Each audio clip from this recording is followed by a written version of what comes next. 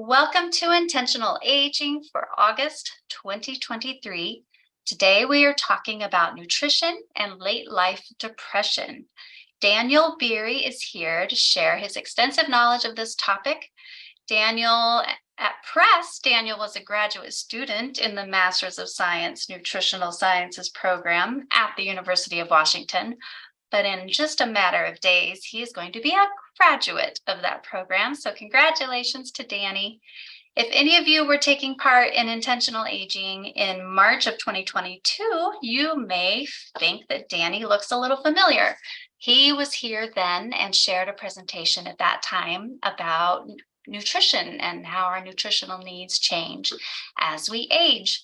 So thank you, Danny, for being here today, and welcome back to Intentional Aging. Thanks for the introduction, Karina. As Karina mentioned, my name is Danny Beery, and I am a master's student in the University of Washington Nutritional Sciences program. I'm also training to be a registered dietitian, and as Karina mentioned, I'll be graduating very soon. I actually graduate on Thursday of this week, and in just a few weeks, I'll be able to take the exam and become a registered dietitian. Today, I'll be presenting on nutrition in late life depression. We're going to be talking about how late life depression may differ from other depression that affects us during other stages of life, and potential nutritional strategies for preventing late life depression. As Karina mentioned, this is actually my second time here. So back in March of 2022, me and my colleague, Victoria Jansen, gave a presentation on nutrition as we age. We covered topics such as maintaining muscle mass, improving cognitive function, and assessing nutrition information. If you're interested in that, you can go to the Intentional Aging website and find it in the archives. I had such a good experience with that webinar, and I asked Karina if I could come back and give this presentation. So I do need to make a few disclaimers before we get started. The first is that I'm not a registered dietitian as of right now. I will be in about a month or so, but in the meantime, I cannot prescribe food or dietary patterns for the prevention or treatment of medical conditions. My second disclaimer is we're going to be talking about late life depression, which is a mood disorder. As of right now, there are no medical nutrition therapies for mood or psychiatric disorders.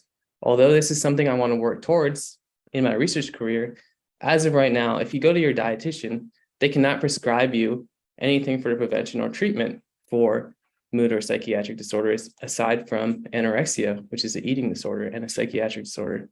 Therefore, the things we're going to be talking about are more for informational purposes. Lastly, this wellness talk does not substitute for professional medical advice, and please talk to your medical provider before starting or stopping any behavioral or lifestyle changes.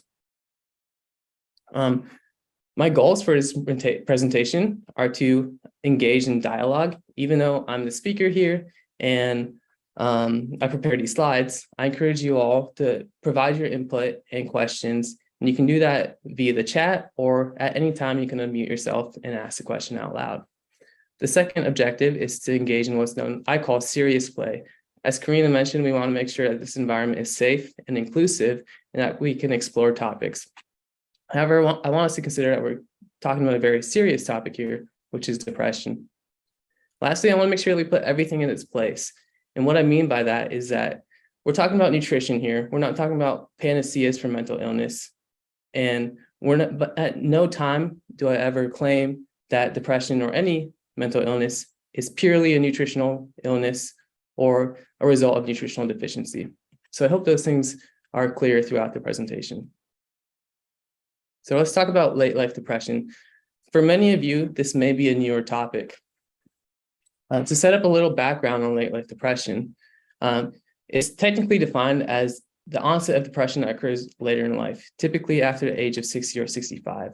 Broadly, there are two categories of late life depression. We have recurrent early onset depression, which happens when somebody who has a previous history of depression re-experiences a depression event later in life. On the other hand, we have late onset depression, which happens when someone with no prior history has a first episode of depression later in life. And I make this distinction because these types of depression may differ in terms of the origin or the etiology, symptomology, and even the phenomenology, which is a subjective experience of the depression.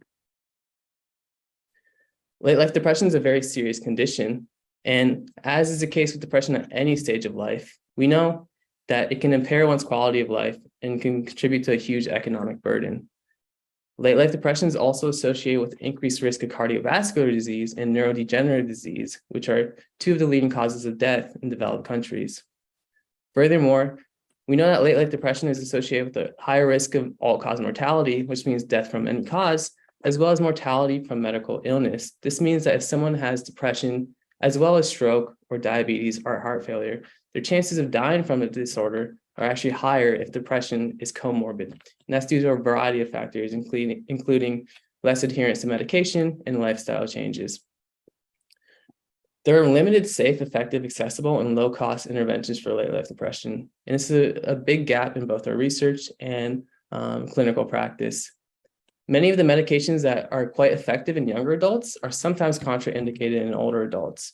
Medications such as benzodiazepines, which are typically used for anxiety, but are also used in depression, can increase risk of falls, and for some older adults may not be appropriate for depression. Other medications, such as tricyclic antidepressants, can increase the risk of arrhythmias and may be contraindicated in some older adults. Even very effective interventions, such as electroconvulsive therapy, are relatively inaccessible to someone who's not in an inpatient setting, and also may be associated with risk factors, including memory loss, and thus may be contraindicated in adults at risk for neurodegenerative disease. As to late life depression, when we compare it to major depressive disorder, it seems to respond to similar treatments.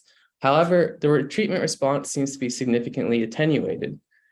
When we look at clinical trials looking at antidepressants, it seems that older adults respond slower to these drugs, have a lower magnitude of response, and have a lower probability of response.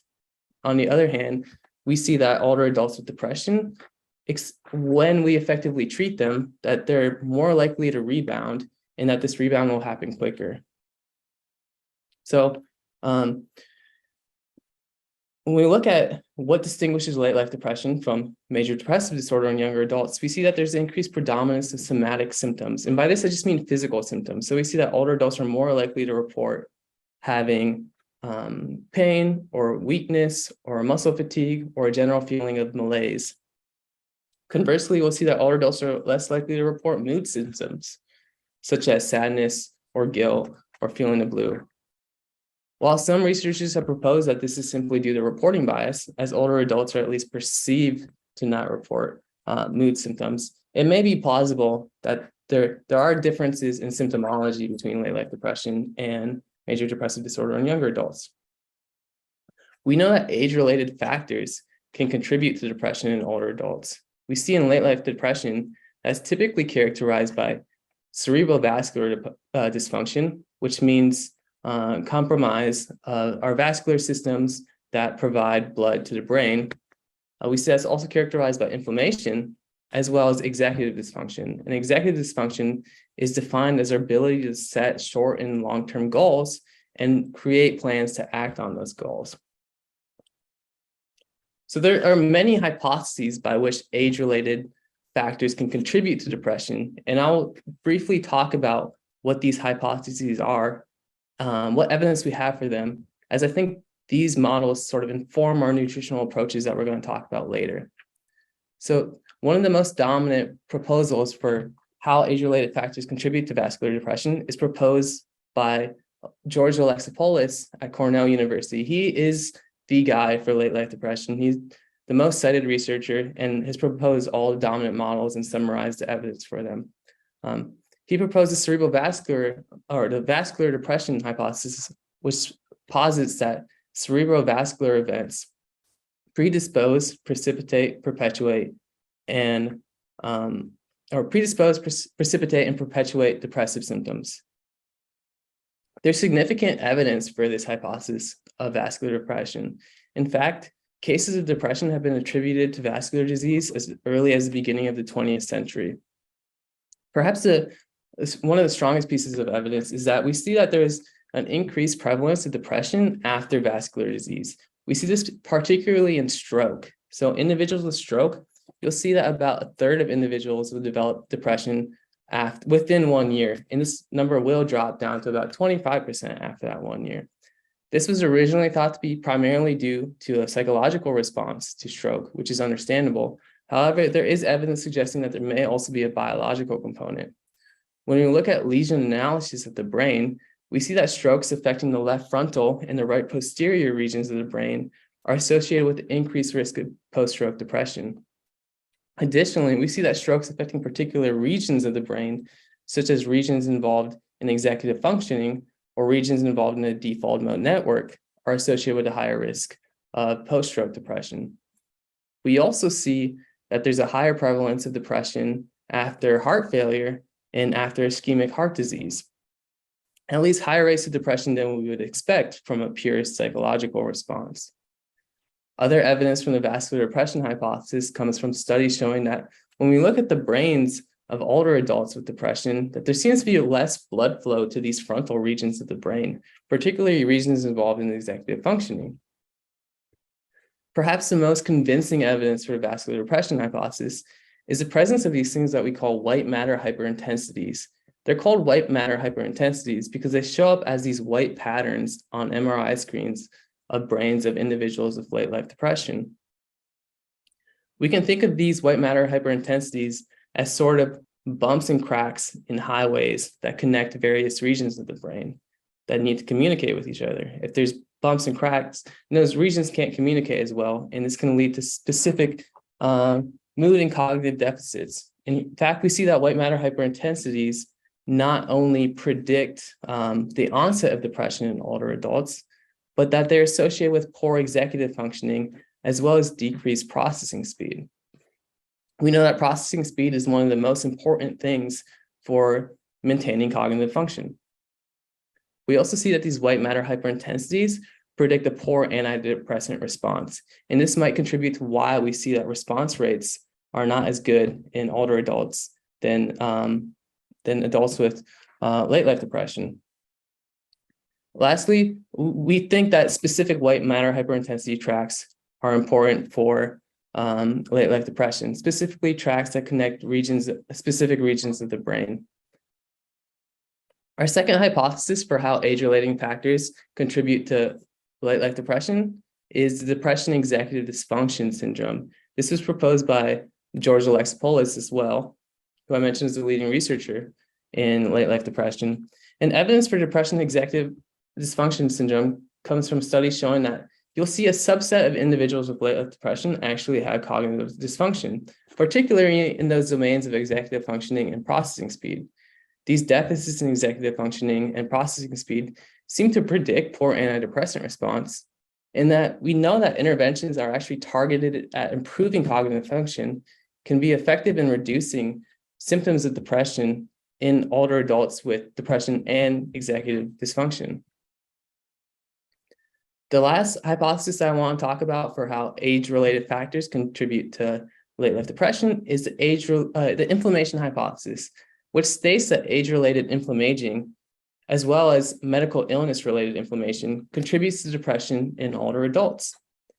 Most of the evidence for the role of inflammation in depression has actually been done in younger adults with major depressive disorder.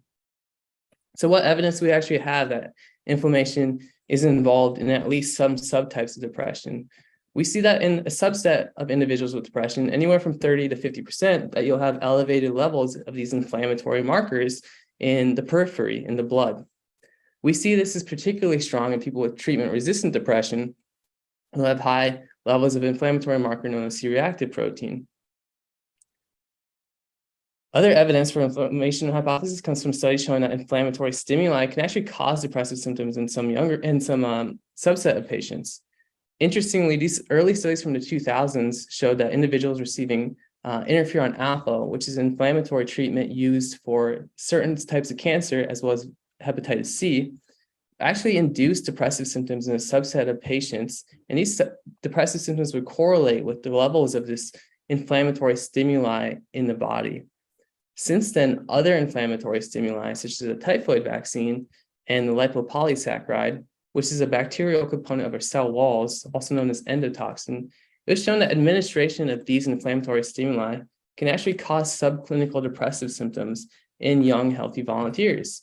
These depressive symptoms will look like fatigue, social avoidance, negative attentional biases, as well as a decreased ability to feel pleasure.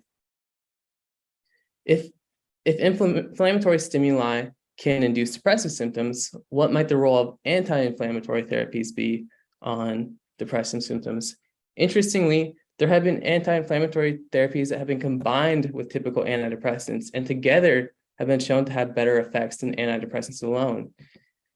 One of the most important considerations, though, is that these effects are typically only seen in individuals with depression and low levels of inflammation. And in the fact that some people get significantly worse on these anti-inflammatory therapies. There's one thing I want people to take home is that depression is not an inflammatory disease. Again, we're trying to put everything in its place. And that some people get significantly worse on these treatments. And we're not always good at screening who is going to get better and who's going to get worse. And I think this really speaks to heterogeneity of depression. And what I mean by heterogeneity of depression is that there are many subtypes of depression. Not every expression of depression is the same. Some may have a substantial inflammatory basis. Some may have a substantial vascular basis. Some may have a substantial psychosocial basis. But no depression is the same, and no one-size treatment will ever cure all depression. I want to talk about some additional evidence for the role of inflammation in depression. I know this may seem a little overboard, but I think this research is very important and very exciting. We see some interesting similarities between depression and what's known as sickness behavior. So what do humans and other species do when they're sick? We see that in both depression and sickness behavior, that there's elevation of our core body temperature, which seems to be adaptive for infection, but we don't know if it has a role in depression. We also see that the body silos iron away from bacteria, a process known as nutritional immunity. So bacteria use iron as a cofactor for a lot of processes, and during infection, our body does a real good job of sequestering that iron. However, it's unclear why the body would do that in something like depression. We also see similar behaviors in depression and sickness behavior. We see energy conservation behaviors, and we see social avoidance behaviors. When we look at the genetic level, we also see that up to a quarter of the risk genes for depression are actually involved in the innate immune system. This has caused some researchers to propose, particularly Charles Raison at the University of Wisconsin, who's one of my scientific heroes, has proposed that at least some expressions of depression may be an extension of our immune system. We often think about how our immune system prepares us to fight or overcome infection. But what Charles Raison proposes is that changes in mood and cognition may also help us prevent and overcome infection.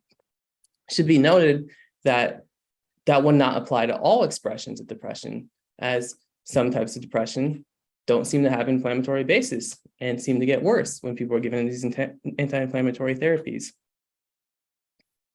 Lastly, I'm trying to keep this very simple, but there's some mechanistic evidence for the role of inflammation. Excuse me. Yeah.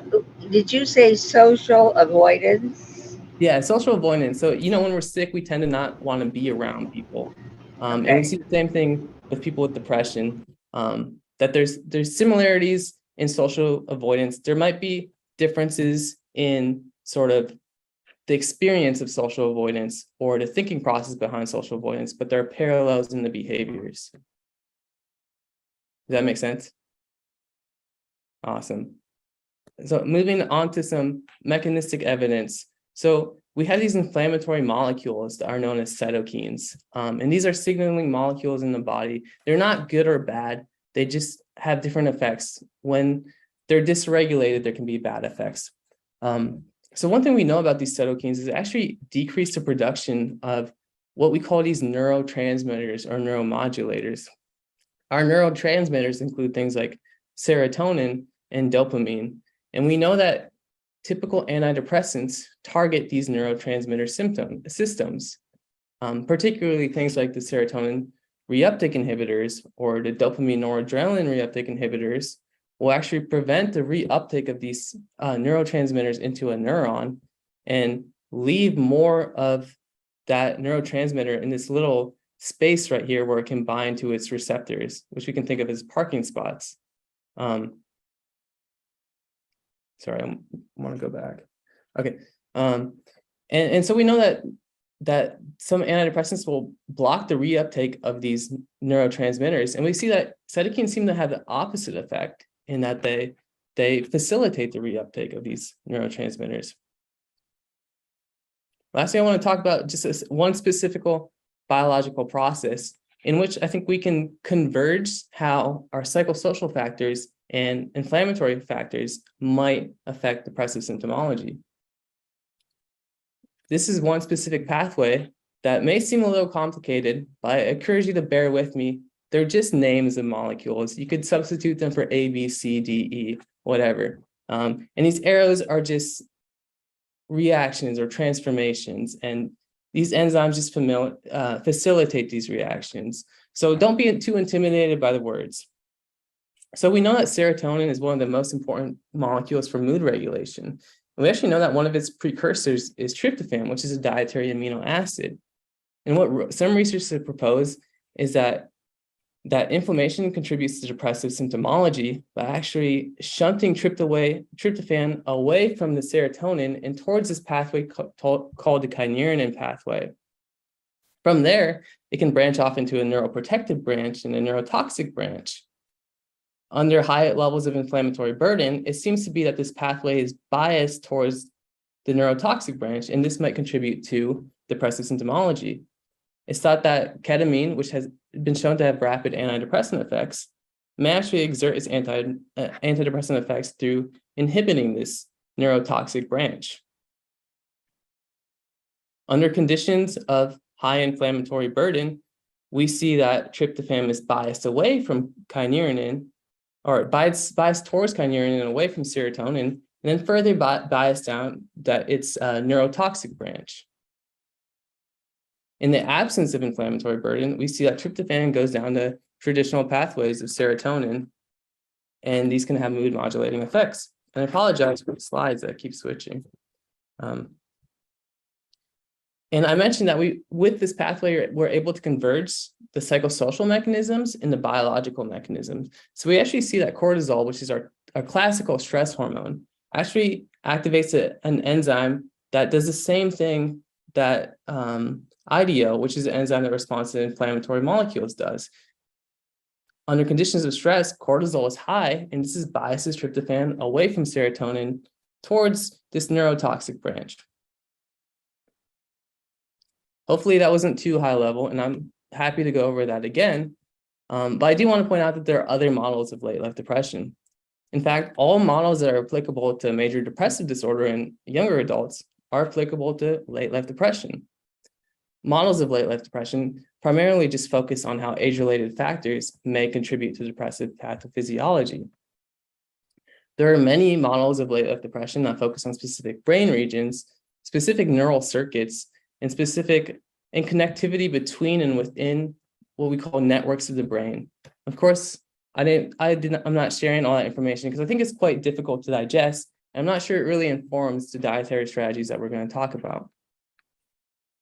So with that, I know this is a lot of heavy material, and hopefully there's no more heavy material going forward, but I do want to do a quick check-in, see where everyone is at, and answer all your questions about late life depression. We do have one question in the chat, Danny. Pamela had asked if the white matter intensities that you were talking about in the brain, if that's similar to what is seen in the brains of patients with dementia. Oh, yes, this is a great question. And that's something I forgot to address, is the connections between late life depression and Alzheimer's disease. So for a while, it was thought that late life depression was what we call a prodrome for Alzheimer's disease. I'm going to stop staring at my screen for a while, but because the slides keep switching back and forth. But it was thought that late life depression was a prodrome for Alzheimer's disease, that if someone had depression in older life, that in 2-3 years they would develop it. We now know that doesn't seem to be the case. It seems to be more of a risk factor for Alzheimer's disease than along the same pathophysiology. So when you look at the biomarkers that are associated with Alzheimer's, we see that people have these, what we call amyloid plaques in the brain, and those are associated with Alzheimer's disease. Interestingly, the studies are really mixed in late life depression. There's some studies showing that there's a high level of those burdens, and there's some studies show that there's a lower burden of those amyloid plaques in people with depression versus people without depression. So I think it's unclear whether amyloid beta plaques contribute to late life depression. The white matter hyperintensities I was referring to are a little bit different. They're a different type of structural damage to the brain, and they seem to be more specific to late life depression. Admittedly, I'm not as familiar with the literature on Alzheimer's disease, and I can't exactly explain the exact connections between white matter hyperintensities and Alzheimer's disease.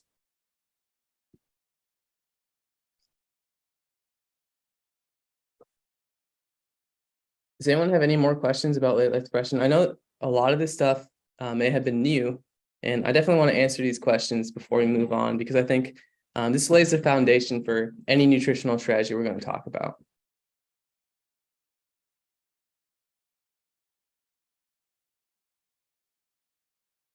We have another question in the chat from Colette. What are inflammatory markers and how are they identified or diagnosed? And is this something that can be assessed by a routine blood draw? And can we request it from our primary care provider? Yeah, this is a phenomenal question. I usually don't go into the names of these inflammatory markers just because they go in one year, out the other year. But we do have specific inflammatory markers that we track. The most common one is called C-reactive protein, or CRP. And this sort of gives us just like an overall level of inflammation in one's body. That is something that's done in a routine blood test. There are other inflammatory markers that are specifically associated with depression, such as, we call one of them tumor necrosis factor. Another one's called interleukin-6, or IL-6. These are the inflammatory markers that seem to have the highest association with depression. And as for what are inflammatory markers, like not just by name, but like what do they actually do? So this is actually a topic that I feel like doesn't get talked about. Like, what actually is inflammation? We hear the word all the time, and it's a bit of a buzzword, but what is it? So when there's an infection, our body mounts an inflammatory response to fight that infection. Think about it this way. If you're constructing a house and there's a leak somewhere, it generates a lot of noise because people start yelling, there's this crack, we got to do this. We can think about that inflammation as noise, or we can think of that noise as inflammation. So when our body senses that there's structural damage, or that there's an infectious agent in our body, that's what triggers this inflammatory response. And this inflammatory response involves certain molecules coming to treat the infection, as well as signaling other molecules to perform different functions that help in overcoming this infection.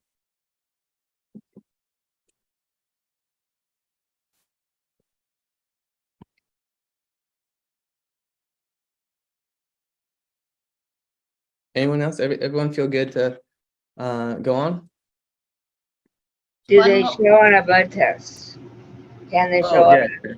So the C-reactive protein is something that does show up on the blood test. So like, I was recently at Harborview and at Western State Hospital, and everyone gets a routine blood test within, let's say, the first week, and it always shows their C-reactive protein levels. I think what should be noted, though, is that just because someone's C-reactive protein is high doesn't mean we exactly know what's going on. It's not a very, what we'd say, specific biomarker for what we want to identify. So we'll see high levels of C-reactive protein during infection. We'll see it during other inflammatory disorders. And just because it's elevated in someone with depression doesn't mean that that's what's even causing the depression. And so I think there's no one marker that's going to identify what the problem is and identify what the treatment is. It really requires someone to look at the entire blood panel and sort of have a complex understanding of biology. So I hope that answers your question.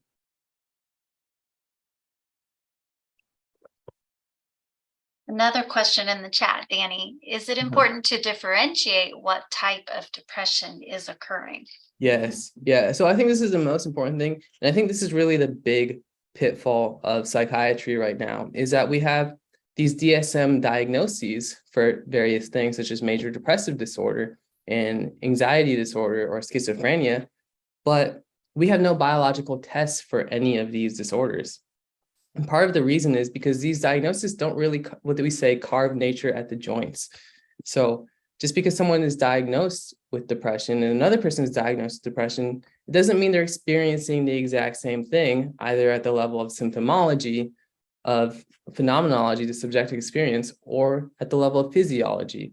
So I think one of the biggest limitations is that we have these treatments that can be effective in some people, but we're very bad at identifying those people that might benefit from that treatment. I think I'll give a quick history lesson on psychiatry because I love the history of psychiatry. So we actually used to have this biological test for a specific subtype of depression that we used to call melancholia. So melancholia is an old depression diagnosis, but it seemed to be well categorized. People with melancholia tend to have this experience of pain, this psychogenic pain. They seem to have psychomotor slowing, which is when we will ourselves to action, but the action doesn't seem to be produced. Individuals with melancholia also had a high rate of suicide and could even have negative psychotic delusions. What's interesting is we actually had a biological test for this. It was called the DMST, the dexamethasone suppression test.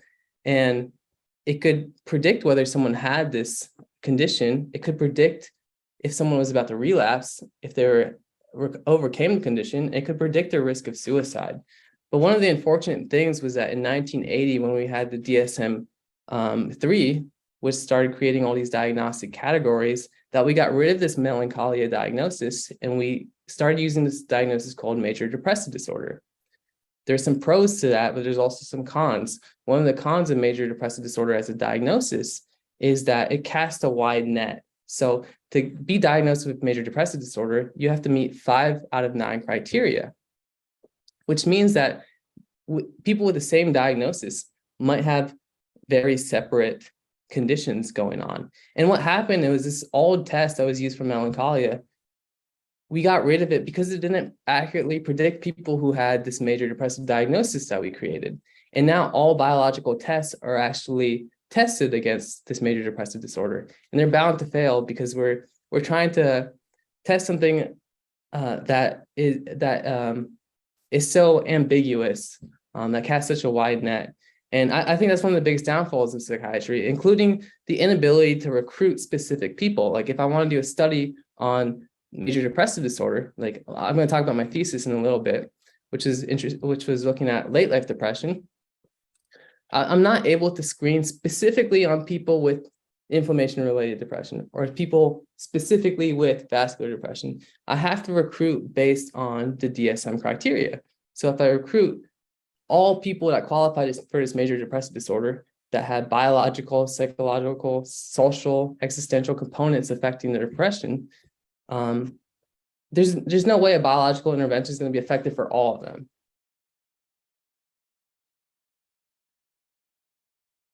I see a question. I think you're on mute, Kelly. Good. I'm glad now am I off? You're good. Okay.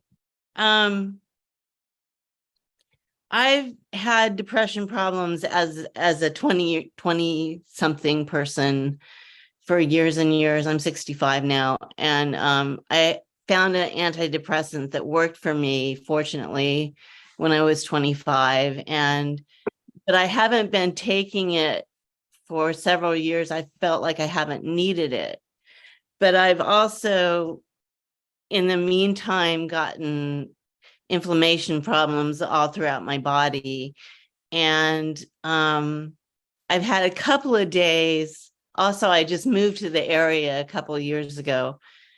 And I've had a couple of days where depression symptoms where I just wanted to be isolated in my bed all day and not do anything. but it's just been fleeting. It's just been a couple of times. And so I guess my question is it seems like it's psychologically normal to, as you're aging and your body is in pain because of inflammation, that it is kind of depressing, but it's different from clinical depression. Mhm. What do you think? Yeah, I think that's a great question. I think one of the big points that I don't think I got across well is we can come up with these biological explanations of depression. Doesn't mean it should be a normal thing in our day-to-day. It doesn't mean it should be something that goes untreated. Depression is very serious. And I think it's arguable that depression isn't within the normal variation of how our mood should be, if that makes sense. Similar to like how diabetes is within the pathological range, depression seems to be in the pathological range of mood. Doesn't quite, I don't think it quite addresses your question, but that's something I just wanted to get out really quickly. But what you're speaking to is that there seems to be a sort of variations in our mood that may depend on circumstances. And it gets quite hard to differentiate between what is pathological and what is simply a normal response. And I agree with you. And I think that's one of the biggest problems in psychiatry is that, we try to assume that there's a normal mental health or there's a normal brain or a normal mind, but there is no normal brain or normal mind. All minds sort of self-organize around an environment and have this history to them. I'll give you like a specific anecdote of why this is important. So when I was at Harborview Medical Center, where it's a trauma center, you look at the psychiatric ward and you see people sort of hauled up in these rooms with no lights and no stimulation. And you would think, well, why are we doing this to people? When we know these things are important for, when we know things like social interaction and stimulation and purposeful things are important for mental health, why do we still have this paradigm? And I think part of the paradigm is in science for so long, we've tried to reduce these mental illnesses to simply a brain disorder, similar to what we would do with something like diabetes, where the pancreas is involved. And I think the thinking is that if we just give people medications or give people these convulsive therapies, that we can just restore their brain to normal and just throw them out in the world and they're going to be fine.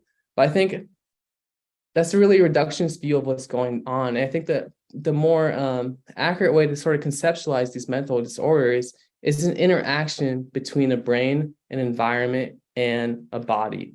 So that relationship is what constitutes our mind. And when that relationship goes wrong, that's when we get mental illness.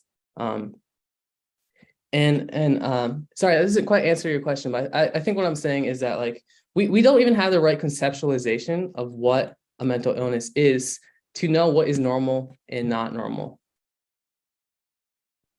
Right. Thank you. I just yeah, I think of depression and growing older and having your body start deteriorating, and that's just the way it is. That's the way that you need. What I'm looking for in this group is getting ideas from other people about how they cope with that, because as I say, I've had mental health issues since my college years. So yeah. I'm happy. I'm really happy in a lot of ways. I'm really doing super well. And I'm active and I do seek out social things all the time. So I don't fit that model that you were talking about. Mm-hmm. But I think it's almost normal to have mood problems as you get older. Yeah. I think this will help. So we typically think of depression as only a mood disorder just because of our language, but we know that there's more than just mood components of depression. So we see that there's a negative attention bias. Individuals with depression, when they see neutral faces, they're more likely to interpret them as negative. And this seems to be happening before they even think about what that face means. We also see like specific distortions in one's visual landscape as well as one's perception of time. So individuals with depression will feel like the event never ends, or in their visual landscape, things won't appear as appetitive to them. They won't appear as pleasant. And this happens before they even think about it.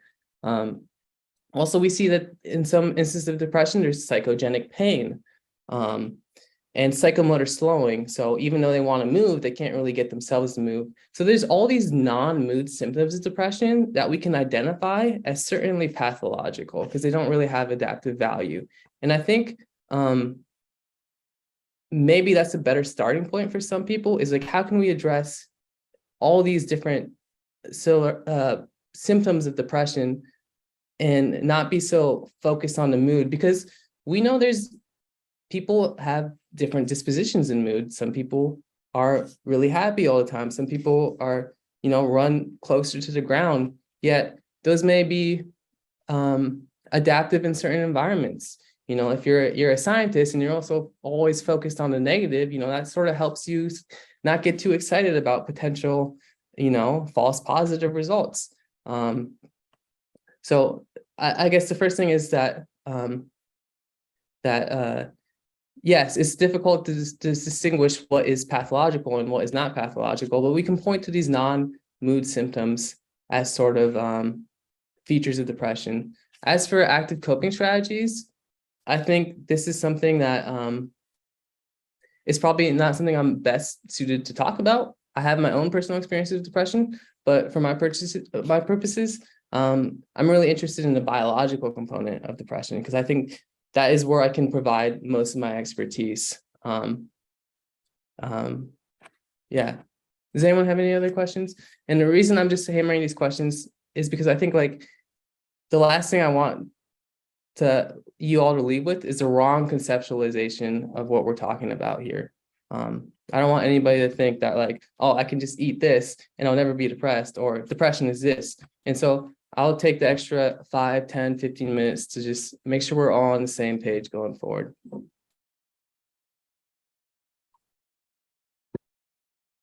Thank you. Yeah, no problem. I agree. I think the meanest thing you can do to a person with depression is tell them to snap out of it. Mm-hmm. And I've had that with my depression a few times. It's quite hurtful, and it's not possible. Yeah. And people can be doing everything right, doing everything they're supposed to do, and just it's not working for them. And then some people can do everything wrong. Their mood seems to be fine. So, some people, that seems to be their weakness. Some people struggle with weight. Some people struggle with addiction. Some people struggle with mood. And I think, yeah, you're right. We just need to appreciate that this is a serious condition. And I think we really need to do more research to understand what's going on. I think one thing that should be noted is that, I mentioned all these studies showing that these inflammatory treatments were causing depressive symptoms in adults. And I think what's interesting is that, let's say those treatments, the people didn't know they were getting the treatment and they experienced this phenomenon of depression. The narrative that's created in their head is not high enough resolution to account for that inflammation. So, for instance, someone with depression may take an inventory of the things that are going well and not going well in their life. Family's not going well. This is not going well. Obviously, this is why I'm depressed. But it's hard to consider that perhaps someone could be in that same situation and not be depressed. And all that is to say that our narratives around depression are important, and we should learn from each other's narratives. But they're not always the highest resolution to truly explain what's going on. And I say that because what you just said about telling someone to snap out of it is that just by me talking about the biology of depression, it can be invalidating the people's lived experience of depression. And that's really why I took this time to check in, because I really don't want to invalidate anybody's experience of depression.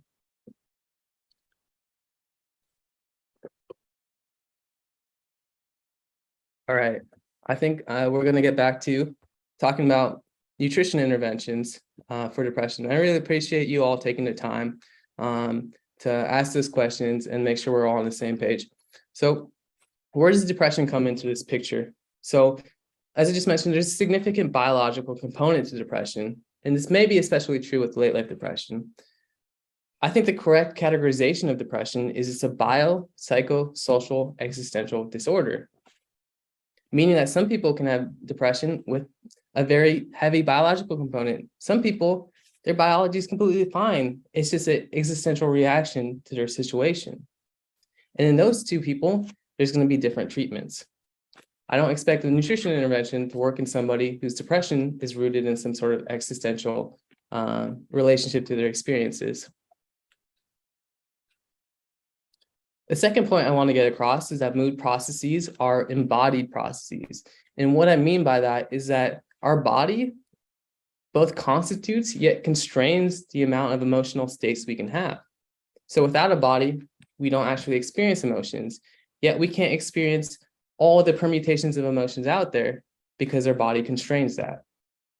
And then third, nutrition can come in to play because a healthy diet can help slow down age-related cerebral vascular dysfunction, cognitive decline, and inflammation. And that's why I set up so much of that background on late life depression.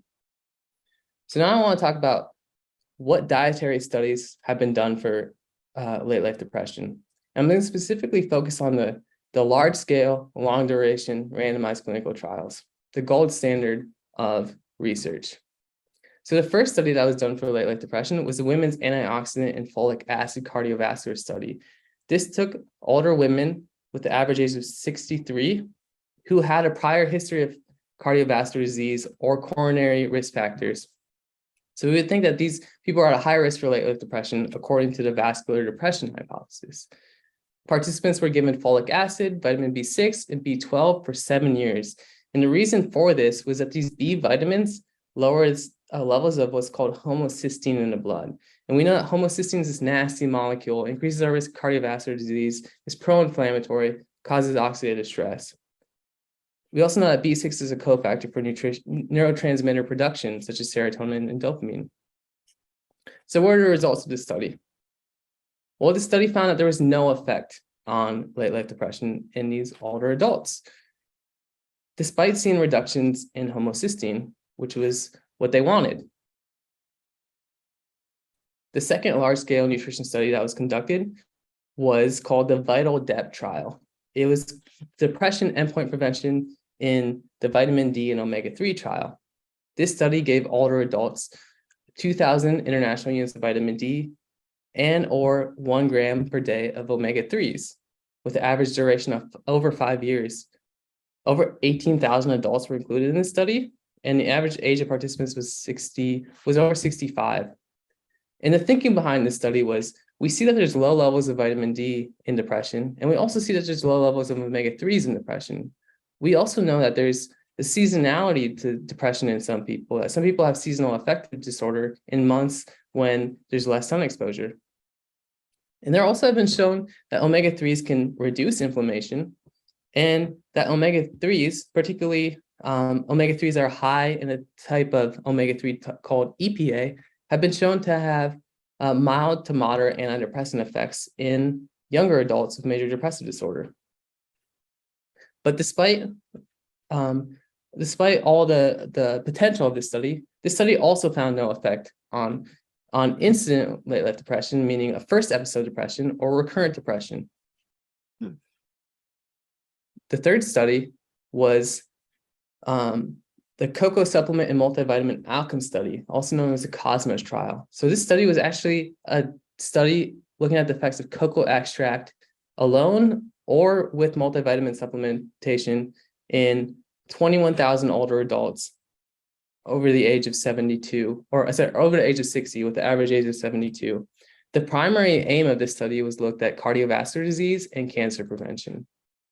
So this study didn't actually look at late life depression, but I messaged the principal investigator and asked her if I could look at the effects of this cocoa extract supplement on subjective mental health in older adults and the risk of incident late life depression. And fortunately, she was on board, and this became my thesis project, which I wrapped up last week. And the rationale why I thought cocoa extract might have some positive effects on mental health was that we see that cocoa flavanols, which are a specific chemical that is in cocoa extract, has been shown to have all these benefits in some of the smaller clinical trials. So we see that cocoa flavanols actually increase blood flow to frontal regions of the brain that tend to have less blood flow in late life depression. We see that these cocoa flavanols have also been shown to improve our vascular and inflammatory response to stress. We also know that cocoa flavanols improve calmness and contentedness in middle-aged adults. And lastly, there's studies showing that cocoa flavanols improve executive functioning and processing speed. As I mentioned earlier, deficits in executive functioning and processing speed are seen in late life depression and seem to predict antidepressant response. But despite this, even I found no effect of cocoa extract on incident depression. I also found no effect on subjective mental health. So why am I presenting these 3 studies if, they all failed? I've been talking so much about the biology of depression. I'm talking about nutrition, yet all of these interventions have failed to be successful. So what are the things we have to consider with each of these trials? One, we got to consider that depression is a very heterogeneous condition, meaning there are many subtypes. As I mentioned earlier, there's no biological test. So let's take my study, for example. I followed 16,000 people, or I didn't follow them. I just got the data after they were followed. But about 550 of them reported having depression within that 3.5-year follow-up, which is a relatively low incidence rate. But if we think about what percentage of those depressive events might be due to a biological basis, we really have no idea of knowing. And people with more of an existential or a psychosocial basis to depression, they don't expect to respond to cocoa flavanols.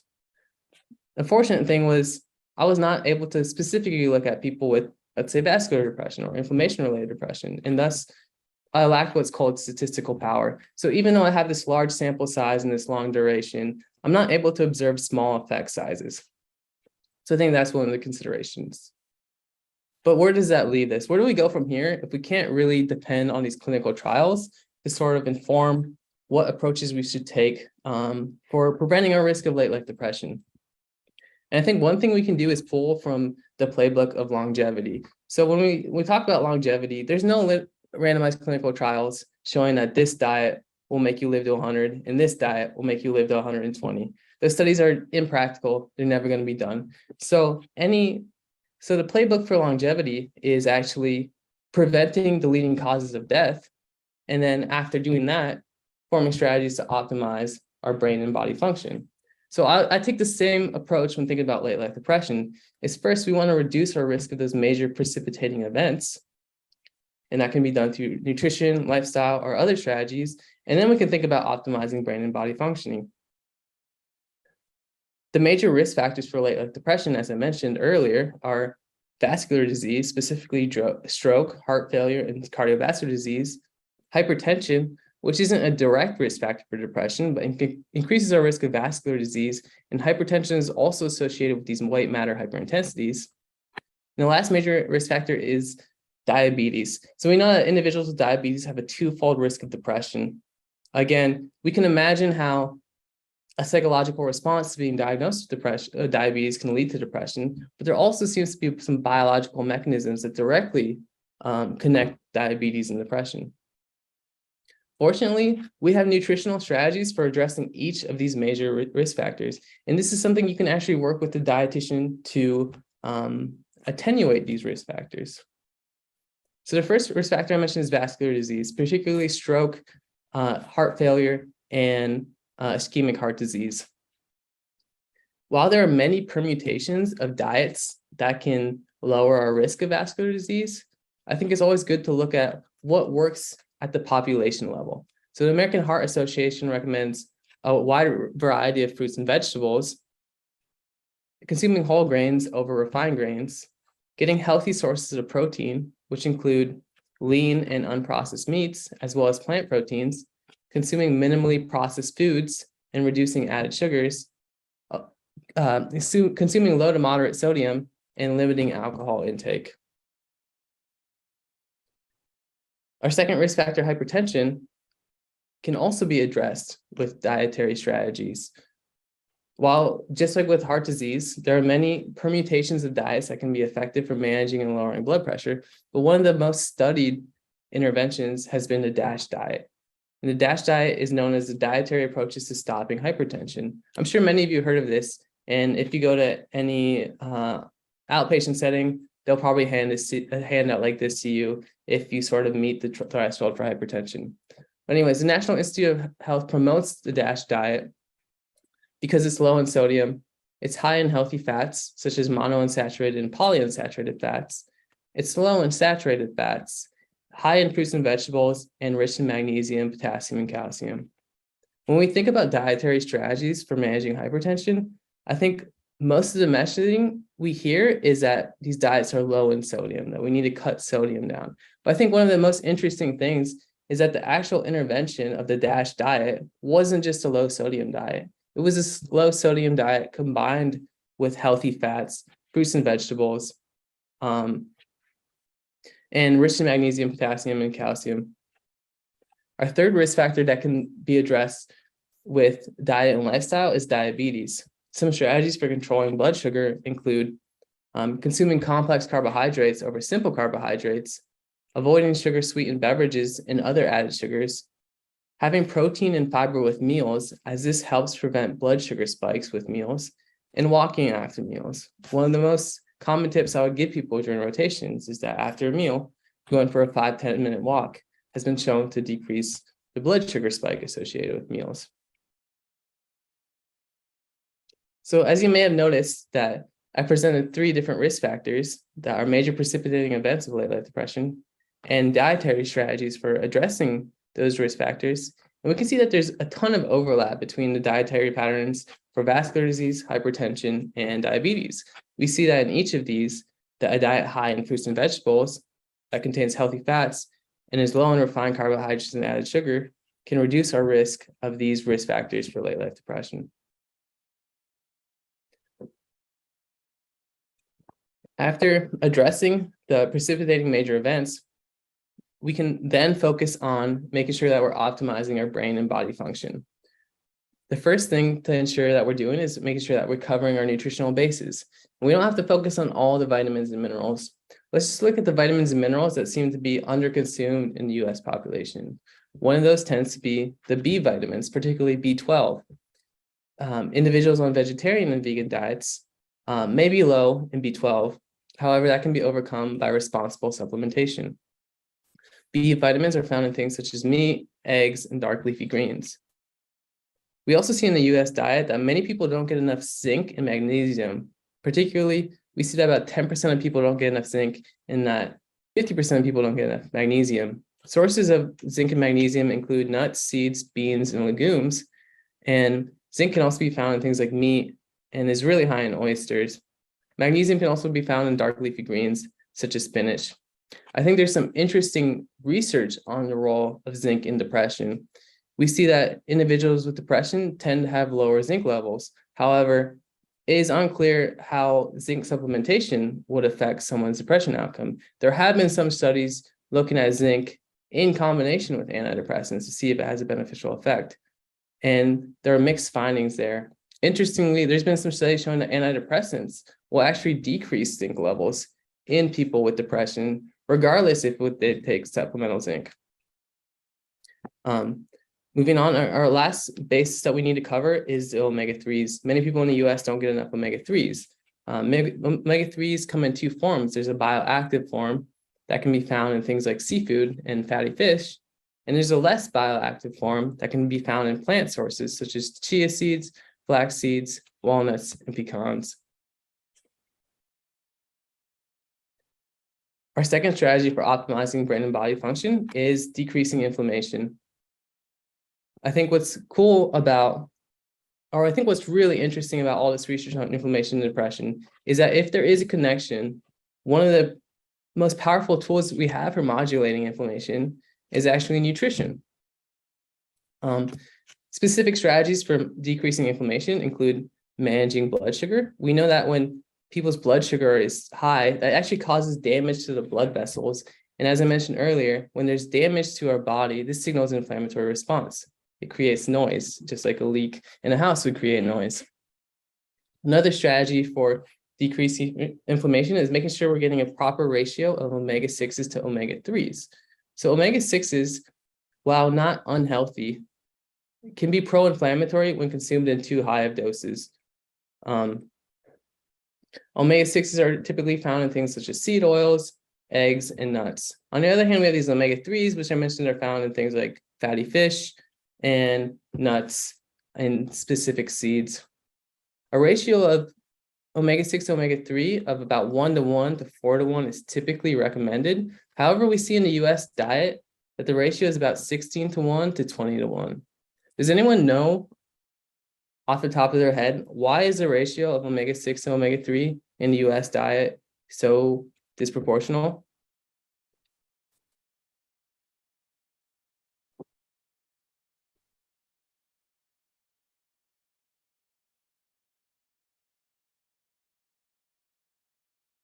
Okay. Well, we see that in the US diet, one, there's a low consumption of omega-3 because there's low fish consumption. We see that omega-6 in the form of seed oils is added to a lot of processed foods. So we see a lot of grapeseed oil, canola oil, other types of oil that are just injected into all our processed foods.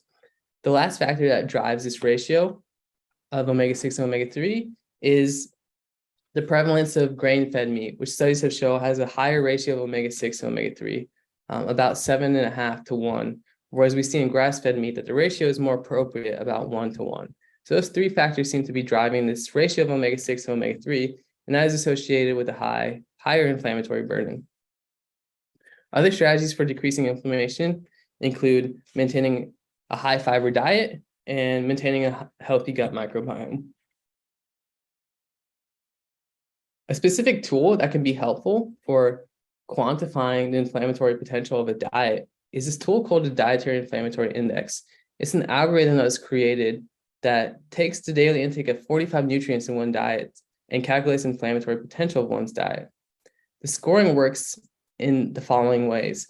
As energy intake and macronutrient intake increase, as well as saturated fat intake increase, the dietary inflammatory index scores tend to go up. However, as fiber and micronutrient intake increases, the dietary inflammatory scores tend to go down. Therefore, individuals who consume a higher micronutrient density tend to have lower dietary inflammatory scores. While one of the biggest disadvantages, though, of the dietary inflammatory index is it's not really consumer friendly. There's no app where you can just put in your foods and it'll tell you what your dietary inflammatory index is. Fortunately, we can learn a few things based on how the dietary inflammatory index is calculated. So we see that fiber from all sources is associated with dietary inflammatory scores that are lower. We also see that specific groups of plant chemicals known as flavonoids are associated with lower dietary scores. It's not important to remember these names. In fact, I think I'll create a video all about the dietary inflammatory index as a resource going forward. But the names of the flavonoids are not very important, but the foods that contain these flavonoids are important and can be added to have a more anti-inflammatory diet. So the first thing we have is a flavanol spelled with the A, which can be found in caffeinated beverages such as coffee, green or black tea, cocoa, and apples and pears. We have flavanols spelled with the O, which can be found in kale, onions, and capers. We have flavones spelled with one L that can be found in vegetables and herbs such as parsley, celery, mint, and chamomile. We have flavonones spelled with the ONL, which is found in citrus fruits. I'm sorry for all the confusion. This is just, I wasn't here at the design phase. This is perhaps the easiest one for me to remember is the anthocyanidins, which are just found in blue and purple foods such as blueberries, beets, sweet potatoes, and purple yams. We have the isoflavones, which are found in soy and flaxseed products.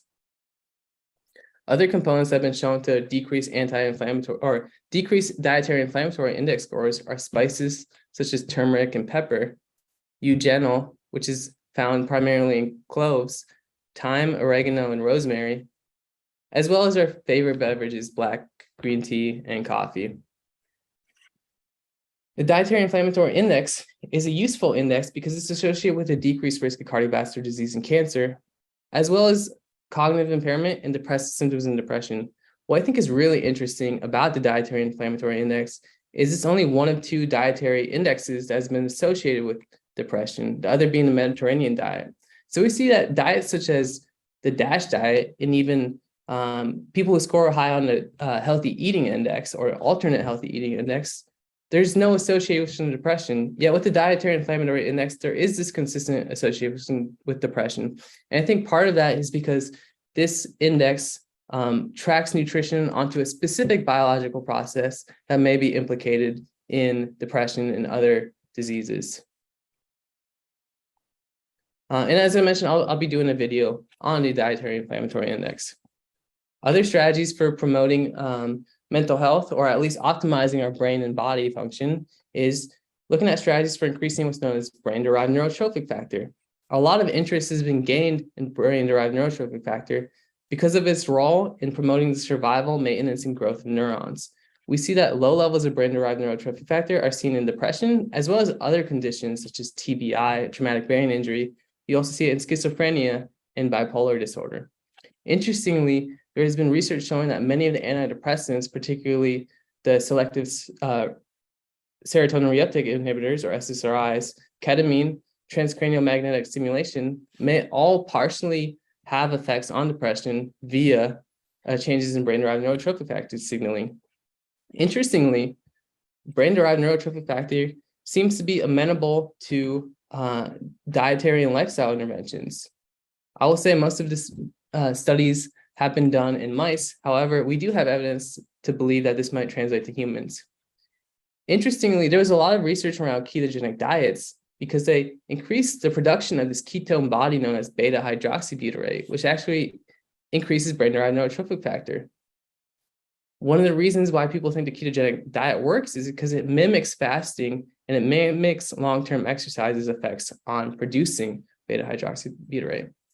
Interestingly, not enough attention has been paid to the role of another molecule, which is a short-chain fatty acid known as butyrate. Our gut microbes actually use fiber to increase levels of butyrate, and butyrate is very similar in its chemical structure from beta-hydroxybutyrate and seems to have the same effects on brain-derived neurotrophic factor. So all I say that is, the reason I bring this up is because we may have different nutritional strategies for achieving the same goal, but based on an individual's circumstances, the strategies may be more or less accessible or sustainable. Lastly, I want to talk about the importance of a high fiber diet. So we know from research from the American Gut Project that we actually have specific predictors of what causes our gut microbiome to produce these short chain fatty acids. And these short chain fatty acids have all these beneficial effects. As I just mentioned, they increase brain-derived neurotrophic factor, but they also have direct and indirect effects on inflammation. We know that these short chain fatty acids decrease what's known colloquially as leaky gut, but is known in the literature as intestinal permeability. When our gut barrier is very permeable, molecules such as lipopolysaccharide or endotoxin can leak into the bloodstream and cause inflammatory responses. Short chain fatty acids also help with blood sugar control. It's one of the ways by which fiber actually blunts the blood sugar spike after a meal. Interestingly, what the American Gut Project did was it looked at the microbiomes of over 10,000 individuals, and it looked at what are the biggest predictors of short chain fatty acids production. And it found that the number of plants in the diet, as well as the number of species of gut bacteria, both predicted the production of these short chain fatty acids, but also predicted each other. So individuals who consumed over 30 types of plants actually had the highest diversity of their gut microbiome, as well as the highest production of these beneficial short chain fatty acids. So I think going forward, a good goal that seems manageable for most people for assuring that they're maximizing their short chain fatty acid production and maintaining a healthy gut microbiome is consuming 30 plants in a week. So to recap, our strategies for optimizing body and brain function include a well-balanced diet that covers our nutritional bases, as well as responsible supplementation when necessary. A diet that's rich in phytochemicals, particularly flavonoids, as well as contains spices, tea, coffee, and cocoa, may have anti-inflammatory effects. Lastly, it seems important that a diet that's high in the number of types of fiber, as well as high in quantity of fiber, may be beneficial for not only our gut microbiome, but for reducing overall levels of inflammation and maintaining and increasing levels of brain-derived neurotrophic factor. So with that, I do want to take another stop and check in and see if there's any questions.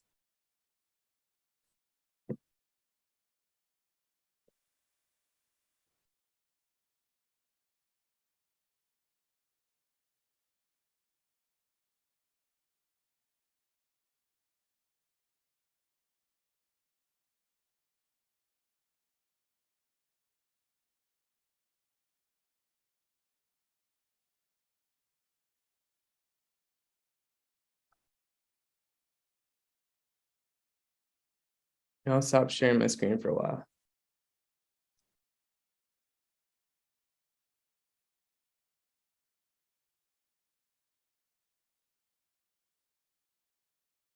I have a question that is, what are the main inflammatory foods to avoid? Oh yeah, that's a good question.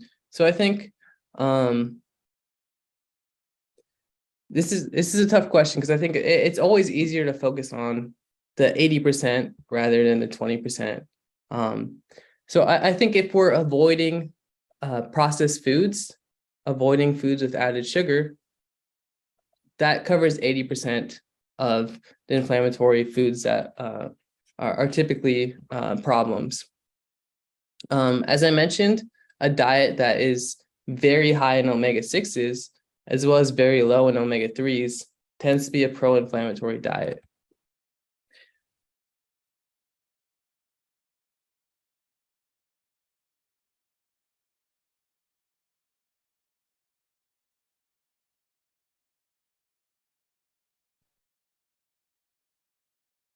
I Yeah. heard that tomatoes are not good for inflammatory things.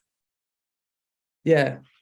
So here's what I'll have to say. I think this is a moment where, as nutrition professionals, we need to have humility in what we actually know. So I think it's definitely the case that maybe some people have an inflammatory response to a tomato based on individual biological factors. Perhaps their immune response isn't great to a tomato. But I think one of the thing that's been shown, at least at the statistical level, is that fruits and vegetables seem to be some of the healthiest things we can consume. Admittedly, I think that the problem in both our research and in our clinical application of the research is that we have very poor, we're very poor at helping specific individuals. And I'll give a case study that I think highlights what I'm trying to get across very well. So there's this case study in the literature of an individual with what's called gluten ataxia. So ataxia is just another word for altered gait or altered walking pattern due to a neurological dysfunction. And what they found in this person is that they had an immunological response to the gluten protein that was actually causing their neurological symptoms. And even after cutting gluten, it didn't fix the person's problem. And what they found was that they had immune responses, not just to gluten, but 8 other food particles. And so despite this being a rare, very rare, I should say, condition, let's think about how does this person actually get treated from the time of symptoms to the time of coming up with a plan and acting on that plan. We don't have screen. We can't, when someone presents for a nutrition consult, it's not like we have a screen to identify what could be potentially problematic foods. We just don't have the technology for that. Furthermore, if that person presents to a neurological clinic and says, I have these neurological symptoms, the chances of that being a neurological or a nutritional condition are so low that a neurologist isn't even probably going to screen for those things. So all that is to say is that, yeah, we have all these edge cases in medicine that we just don't cater to. We cater to that 95% of people that are going to benefit from our interventions. And this is one of the things I struggle with as a dietitian, and why I really want to go to research is because there's going to be people that are going to come into my office and they're going to ask, what should I do? And I just won't know because I don't have the technology to actually figure out what's wrong with their body. We don't actually know. I can't measure all your blood markers and say, eat this. I just can't, or avoid this. It's an impossible problem with the technology we have. And so all we can do is sort of point to things that work at consensus levels, point to things that work at statistical levels. Like one of the things I mentioned was the American Heart Association guidelines. Perhaps someone tries the same diet, feels awful, but where do they really have to turn? And I think that's one of the major gaps in our clinical research. And I know that may not be a satisfactory answer for some people, but I think it's more important to know how to think about nutrition and how to think about your health or your mental health rather than just following rules and heuristics all the time. I think it's never going to be a high degree of resolution. And I'm full of analogies, but here's one of my favorite analogies. And I think it's really a critique of the state of public health right now. So if you take a mouse in a research setting, you can actually train that mouse to turn right at like every even number. You can make it navigate this maze just based on these rules that have to do with odd and even numbers. But now if you make the maze dependent on like prime numbers, so the mouse has to turn right at every prime number, has to turn right at 2, has to turn right at 3, has to turn right at 5, and then 7. It can't figure it out because it doesn't understand prime numbers. And I feel like sometimes we set up these guidelines for people that are like even numbers when they're trying to navigate these prime number mazes. And I feel like people just fall short time and time again because it's like, this guideline said this, do this when this situation happens. But it was just, there's too much complexity to be able to give someone a set of 50 or 100 rules ahead of time and be like, follow this, you'll get exactly this. I wish I could say that, but it's true for nutrition. It's more so true for depression.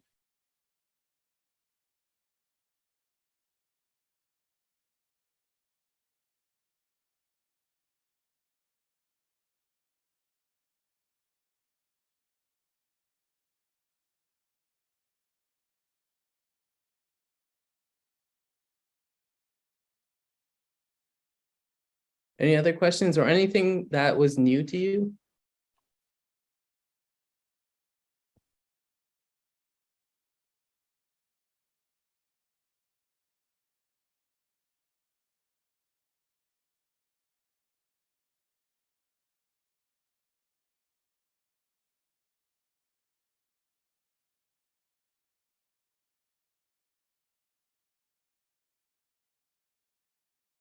Again, my hope was just that, we put everything in its proper context, that we didn't invalidate anybody's lived experience with depression, and that maybe forward we have some tools for thinking about how we should navigate our nutrition landscape and our health landscape.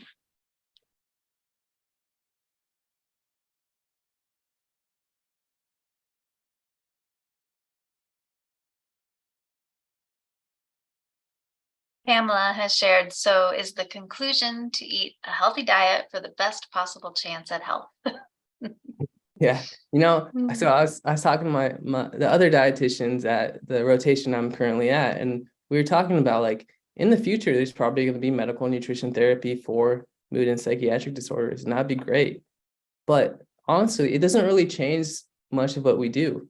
Typically, we're recommending healthy diets because most people are coming to us with an unhealthy diet. And if they just start eating a healthy diet, they'll experience a lot of health benefits, potentially even mental health benefits. So that seems to always be the takeaway, is just eat healthy foods. And it's not always the most clickbait thing or always the most engaging thing. But I think, here, I'll share another analogy. This is my approach in this talk. So if you take a bunch of academics in the room and you ask them, is it good to save for retirement? Every single one of them tells you yes, and they'll give you all these reasons for why they save for retirement. But if you follow up with them in 6 months, you find out that none of them actually saved for retirement. Now let's do the exercise where you take all those academics and you have them think about their future self as a friend and wanting the best for them. And you give them no advice on retirement. You follow them up in 6 months and you see that they're saving for retirement. So I think what I was trying to do in this project was we're going to set the aim, and the aim here is going to be prevention of late life depression. And that I think that just by setting that aim, sort of the lifestyle and nutrition factors are going to fall into piece. One of the things I saw with the survey is that most people here reported that they felt comfortable with their level of nutrition knowledge, and that they had a high capacity to seek out nutrition knowledge that was relevant for themselves. And so one of the things I did not want to do in this was sort of tell you things you already know. I was hoping to set the goal, give you information that might be important to you, and then I trust that you will go out there and sort of change nutrition and lifestyle interventions in a way that relates to your goals.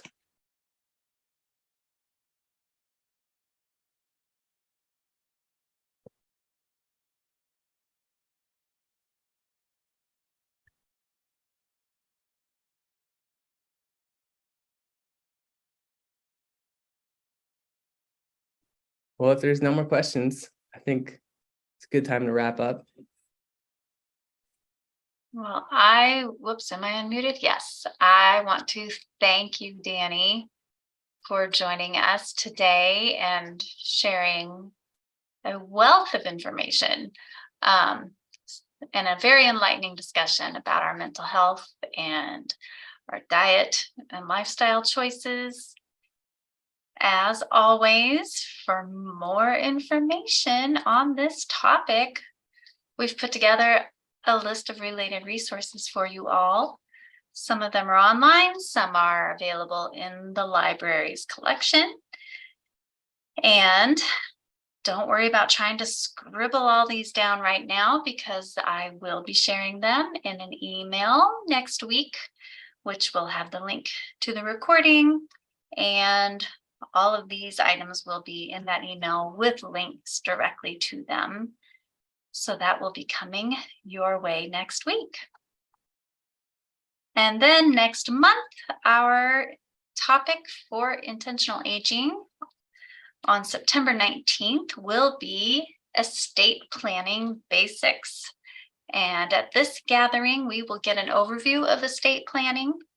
Elder law attorney Suzanne Thompson Winninger will talk about what estate planning is, who needs it, hint, the answer is everyone, and why it matters. And she will cover the primary steps and considerations for creating an estate plan. So I hope you'll all be able to join us to explore how an estate plan can provide clarity for your loved ones and peace of mind for yourself, which will go well with your healthy diet that will have you feeling good every day. And with that, that's everything for today. So thank you again to Daniel for joining us. And thanks to all of you for taking an interest in living well as you age. So be well, everyone, and we will see you in September.